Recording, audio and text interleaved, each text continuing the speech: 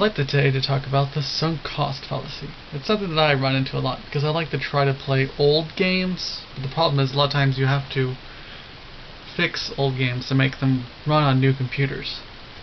For instance, you have to change the INI file, which is that file is like the settings for initializing the game. That's why initializing is why it's called INI. That usually has to be changed.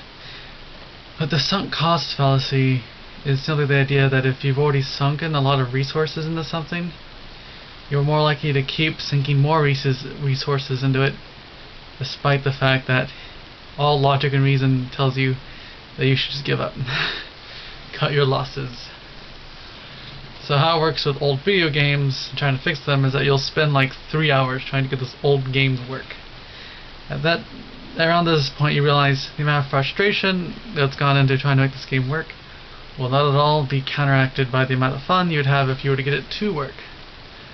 But I'll still keep trying to fix it, despite the fact that I really should just give up at that point. The thing is that there's a fear that the time I've already spent trying to get the old game to work will be wasted if I just give up then.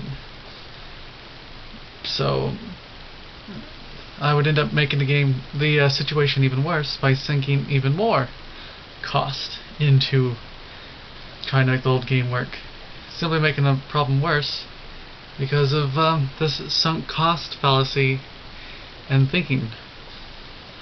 Now fortunately my situation is not that bad. All I'm losing is time, and not even that much time.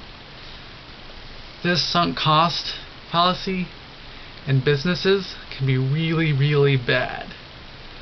Like for instance, in stock market, if you've already just thrown a whole bunch of money at a business in the stock market, and you know that this business is tanking, but you've already put a whole lot of money into it, you'd be committing this sunk cost fallacy if you just kept throwing more money at it, in the hopes that you just have to put a little bit more into that company and buy more shares in order to make it work.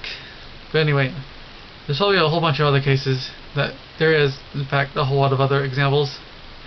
So that's just a basic explanation of the sunk cost fallacy. And I noticed that the random facts from a random dude format that I have going on seems to be pretty successful. So I'm probably just going to keep doing that.